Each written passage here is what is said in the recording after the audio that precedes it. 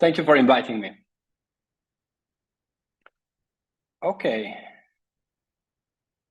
All right. So, hello, everyone. My name is Giacomo Novembre, and today I'm going to talk to you about the geometry of interpersonal synchrony in human dance. This is work I did together with Felix Bigon, who gave a flash talk presentation earlier today. Okay, so let's get started. Social synchronization or interpersonal synchronization is a very powerful means to achieve communication or social cohesion. And it's something that we can observe across many animal taxa, right? So from schools of fish, flocks of birds, frogs, fireflies, and of course humans. And humans synchronize their movements in many multiple ways. One of such being dance, a culturally widespread and antique human practice that we're hearing so much about today and tomorrow. Okay, now, so when it comes to social synchrony, you might be interested in understanding how does it come from and how does it emerge, right? So that's what I want to refer to as the accounts for social synchrony, trying to explain it. Now, let's start from something very simple. Imagine that you see two living creatures, whatever they are, the two dots on the screen, who move coherently in space together. And many of us would say, oh, the behavior of these two living things is synchronized, or at least coherent between one another, right? But then when it comes to explaining how this is happening, I guess you could compare different accounts. According to one of such accounts, the two dots on the screen were mutually adapting. So they were adapting the behavior of each to the behavior of the other, and vice versa, right? But another possibility, which is not exclusive, in fact, it could also happen at the same time, is that both individuals are actually responding to a common input. Common input could be light. Many animals or insects, for example, respond to light. It could be sound, right, like music. It could be food. Many animals would aggregate if they simultaneously find food. And so the driver of their synchronized behavior could be this common input. Humans do that too, by the way. Sometimes when you go to a party and there's a catering, once the buffet comes in, everyone kind of walk simultaneously towards the buffet. That's a kind of form of synchronization driven by a common input. But let's go back to dance, because in dance, what is nice is that these two accounts kind of occur simultaneously, because we dance to music, so we synchronize to an external source that affect ourselves and our co-dance partners. But at the same time, we're also looking at our partners and we can adapt our behavior to their behavior. And essentially, the question that I wanted to address with this study, together with Felix, is to understand whether these two sources of synchrony are actually distinguishable or not. Are they same? Are they different? Do they interact? And to address this study, this question, we designed a study for which we recruited many non-trained, so layperson participants, 70 of them, forming 35 dyads. And we asked them to dance together relatively freely in our lab, while we would measure full body kinematics with the Vicon system. The Vicon system is a system that records the movement of small markers that you can place on the body of each person. These markers reflect infrared light. And so if you have many infrared cameras around the people dancing, you can reconstruct pretty well in both time and space how people move. In this case, the dancers had 22 of such markers on the body. And then we had this design, which Felix also introduced earlier today. It's a full 2x2 factorial design. So on the one end, we manipulate whether the two dancers receive the same music or different music. So we do that in a sort of silent disco setting. People listen to music through earphones, and therefore they cannot infer what the other one is listening. We play music to the two of them separately, and the music we play to could be the same, so it's synchronized, or it's different, so it's asynchronized. And then the other factor that we manipulate is partner vision. So participants can either see each other or not, because sometimes we put an occluder, like a big screen in between the two participants. Now, this altogether lead to a lot of data, because of course, if you work with Bicon, you know that you're going to have several time series, one for each marker on the X, the Y, the Z, and so on. And so analyzing the data can become extremely challenging. And that's why we went for a clever dimensionality reduction approach. So what we did essentially is we submitted our raw data to a principal component analysis, which decomposed the original kinematics produced in a relatively ecologically valid environment into 15 principal components.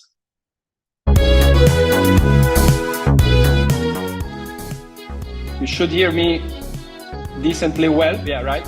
Okay, so you can see how on the left, the original is one trial of one participant dancing to the music. In this case is a remake of Michael Jackson Thriller, courtesy of Felix Bigon, who basically rearranged it ex novo. And what you can see essentially is that each one of these little guys on the right, PM, principal movement, 1, 2, 3, 4, stands for a different dance move, right? So the first one is what we normally call, I'm gonna play it again so you appreciate it even better, side sway, right? Second one is vertical hands, and then twist with hands, or forward back sway, side hands, and so on. Some of them are super pretty, like PM9, one of my favorite twists. Another one that we like a lot is bounce, PM10. Now, each of them could be also someone very awkwardly dancing in the floor, like many scientists do when we go to conferences in summer. But all together, they become this very nice guy that you see on the left. And the beauty of this approach is that now from 22 times 3, so 22 markers times 3 dimensions, 60C time series, you're going down to 15, and each of those is interpretable because it's a movement that we can understand. So what do we do next? Now that we have these 15 principal movements, we extract velocity as a proxy of the movement performed by one dancer and the other, like the 2 time series that you see on the screen. And then we put them together using cross-wavelet transformation, which is a measure of synchrony, which tells you not only in which periodicity, so in which frequency range 2 time series are synchronized, but it also tells you how synchrony unfolds over time. So in the plot that you see here, you have a normalized measure of power, and the yellower the color, the more the synchrony. In this case, in this trial, is a sample trial around 1, which represents the tempo, the beat of the music. The tempo, the beat. Okay, now, going a step forward, we're gonna see how each of our movements synchronize as a function of seeing the other or listening to the same music. And now the first discovery we have, which is that basically movements either synchronized through seeing the partner, or they synchronized through sharing the music, okay?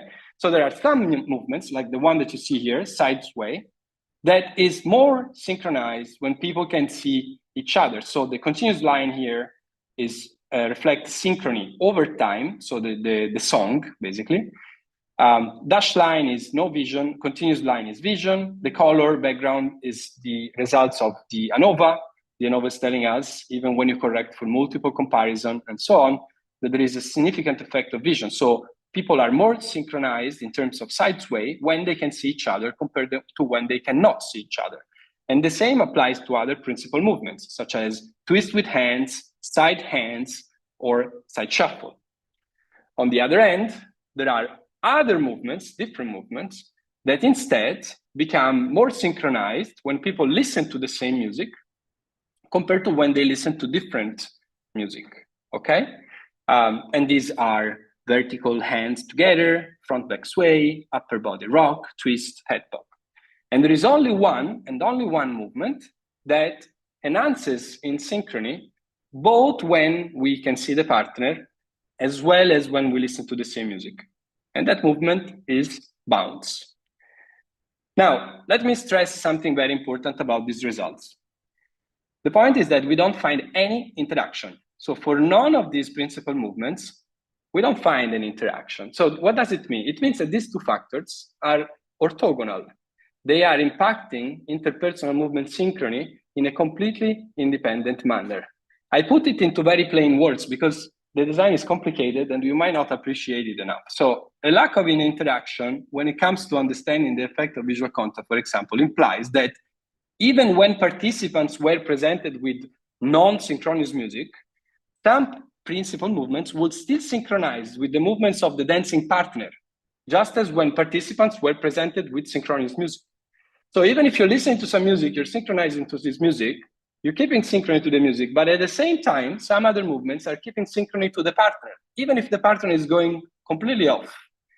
And conversely, another group of principal movements will keep synchrony with the music or through the music, even if the partner was visible and moving at a different pace.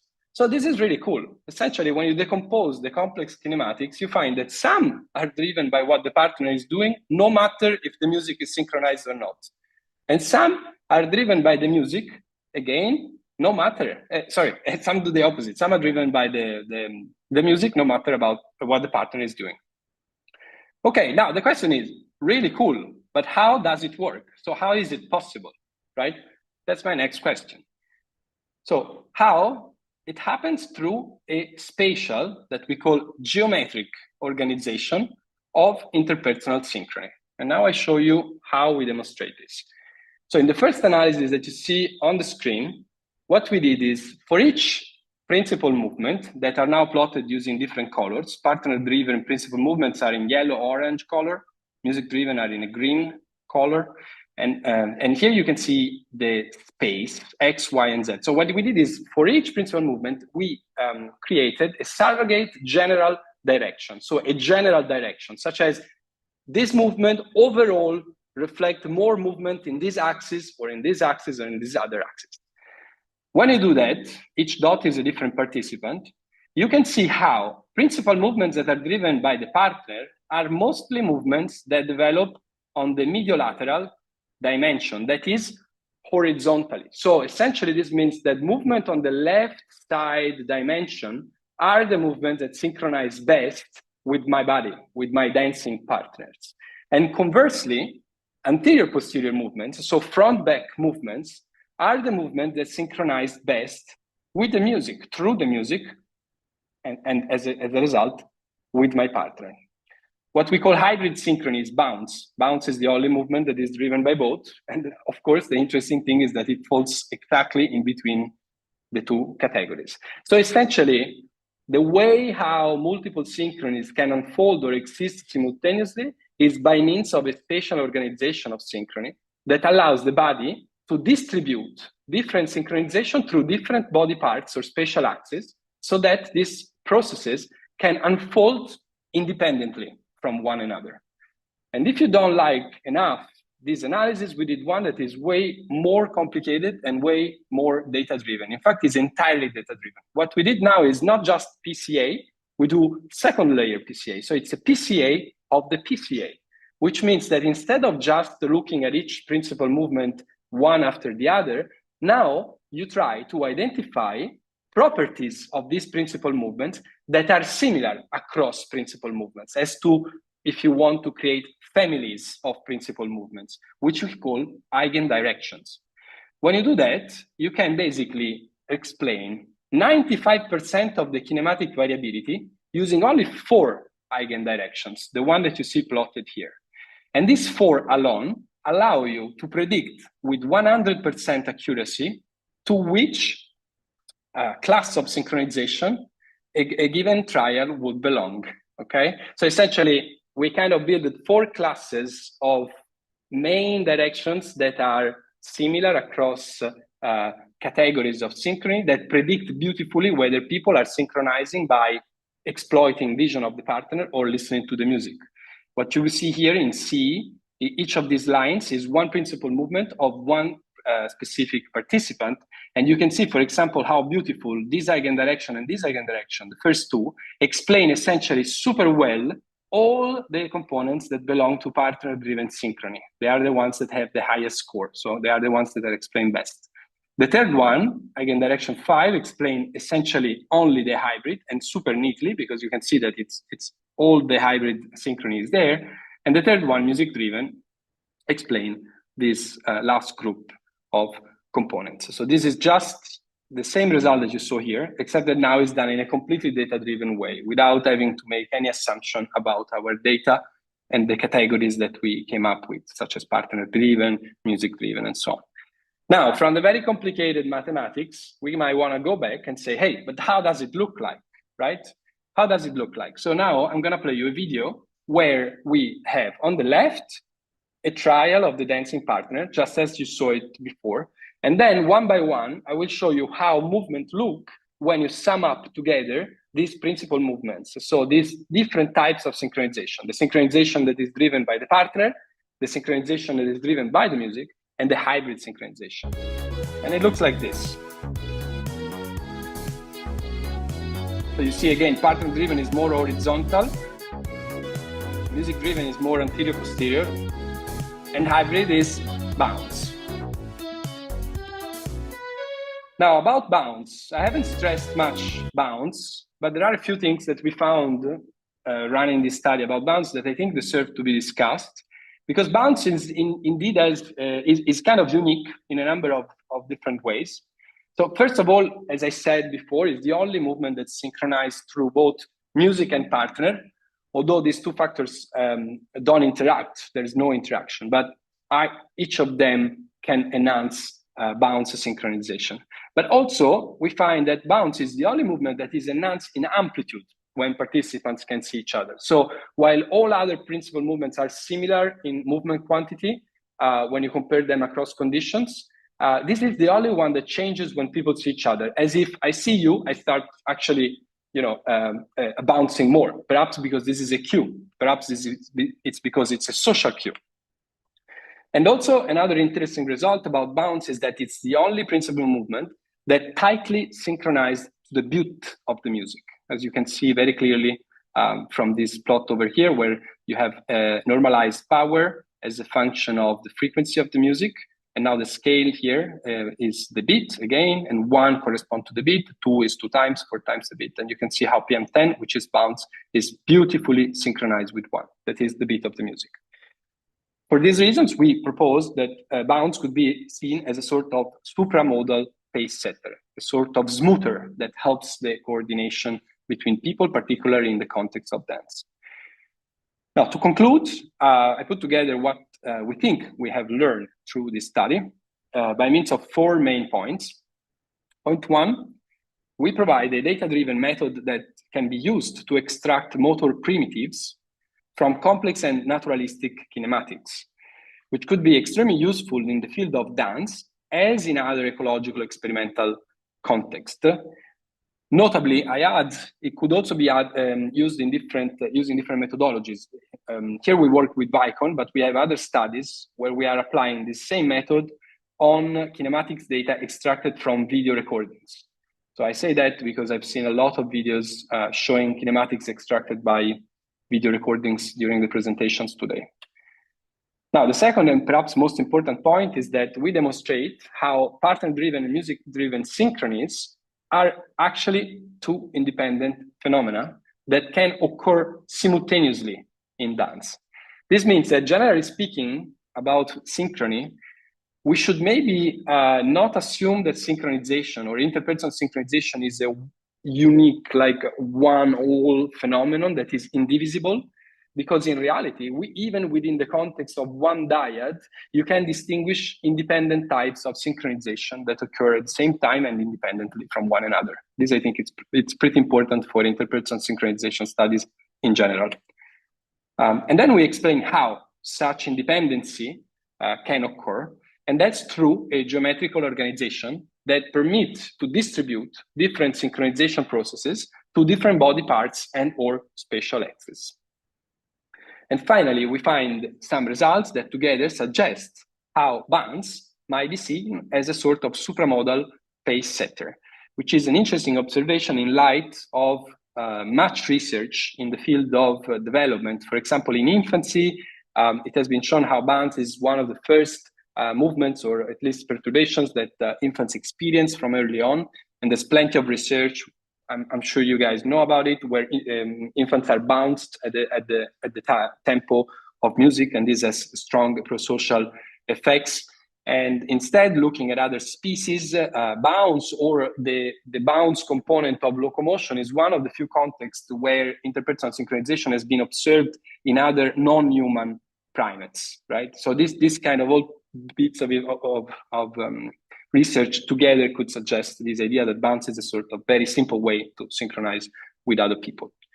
And thanks a lot. I don't have anything more, except I want to thank again Felix for the beautiful work, and my team in Rome for the great support. And thank you all for the great event that you organized. Thanks, Merle, for the invitation and the organization, and look forward to your questions.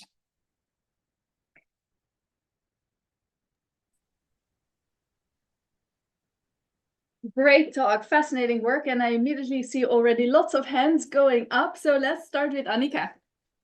Yes, thanks, Giacomo. I was wondering, did you expect to see these synchronizations only at the end of the music? Was that something that you were surprised by? Did you expect, did you care about what happens most of the trial? So we didn't. Thanks for bringing this up, because it allows me to say a bit more about the results. So no, we didn't have any a priori hypothesis. What you can see essentially here is the structure of the music. The music is basically the refrain of a popular song. You heard Michael Jackson Thriller, but there were many others.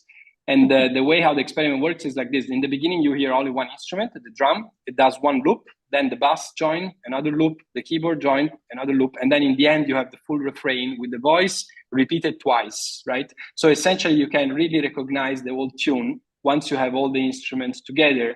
And then it's in this part of the experiment that we observe nearly all of the modulations across conditions, both for music and for partner. And also it's where the synchrony is generally highest. No, we didn't predict that, but we didn't have a different prediction either. We just found this during the study, by doing the study. Great. Asaf has another question. That's right. So thank you. I'm wondering to what extent have you looked, or is that already included in analysis, is synchronization or desynchronization within the dancer, himself, herself, themselves. So I mean, it is. I know some data about it as well, but also when I have my own experience of dancing, sometimes my entire movement will sync, or sometimes I will either for whatever reason have part of my body with one tempo and one quality and another. So to what extent is this taken into account in this analysis, or can be added? Second question, I'm wondering, I mean, it's kind of obvious why the sway will be the most, anything that's on that axis are the most visible, so why they are the ones dominated by vision. I'm wondering for the frontal axis, the one the sagittal one, where you get the music, is it something, I'm wondering if you have any thought, is it just because it's not taken by vision, or is there something vestibular or another that plays a role to make that is not taken by vision is not accurate, because humans can see three-dimensionally. So you do see perfectly well if someone is moving back and forth, especially in this experiment, because subjects are relatively close to each other. What would be more accurate maybe is to say that it's more relatively more hidden from view, more nested, or at least less salient. That's absolutely right. And there are two possible scenarios. So I think some of this might depend on contextual factors. So we dance face to face, and therefore more salient is to move left and right. If we dance side by side, even if we look at each other, then it's more salient to move back and forth. And so I think that this could switch depending on the contextual constraints of the task. That's I think what I would expect. But it's true that there are some movements that are kind of linked to musical beat encoding, and those are often movements that lead to strong vestibular responses. For example, as you said, the head bob, which in fact we find being more associated with music, and perhaps it's true. This is something that could be linked to music synchrony independently of the contextual constraints or the kind of the design configuration. So to make it short, I think there are kind of two sources. Like there's something more depending on the task, and something could be really strong and resistant to task constraints. I agree with you. Thank you, Giacomo, for the presentation. A small comment when you mentioned bouncing as a social cue, it could also be a way to escape the attraction of the other and concentrate on the beat for the set. This was just what I felt. Which one? Sorry, you said as a social cue? I didn't hear what. What is the subject? For bouncing. Bounce. Yeah. You evoked a potential social cue, but maybe it's also a cue for the self to bounce. Absolutely, it can be both. Yeah. No, I didn't mean that it's only for the other, of course. But this doesn't change the interpretation. I think you can still think of it as a sort of supramodal pace setter, because you can use it to pace your own timing beside signaling your timing to the other, right? Yeah, exactly. And I was going to the other question. You almost answered it. Maybe you have more data. I wondered if between the variables that you extracted that are more music driven and those partner related driven, is there a difference in the time scales at which those movements occur? No, and that's I think the beauty of this work. So unfortunately I couldn't add a slide on that because time is a bit limited. But in the article we have on the review, we have an entire section in the manuscript where we describe that. And the great thing is that you actually cannot separate partner-driven and music-driven in synchrony if you only rely on timing or periodicities. And that's, I think, very interesting in general, because it tells us that even though synchrony is it kind of holds inherent timing meaning, no? It makes us think of time, but sometimes to understand it better, we need space. At least when we think about synchrony as movement, because movement is produced in space. And using timing alone, you would not be able to distinguish between these two different types of synchronization, while you can very well when you take time into the equation. Surprising in a nice way. Thank you. Great. So we still have a few minutes for questions. Yes. I'm not sure. What's your name? Alma. Alma. Please.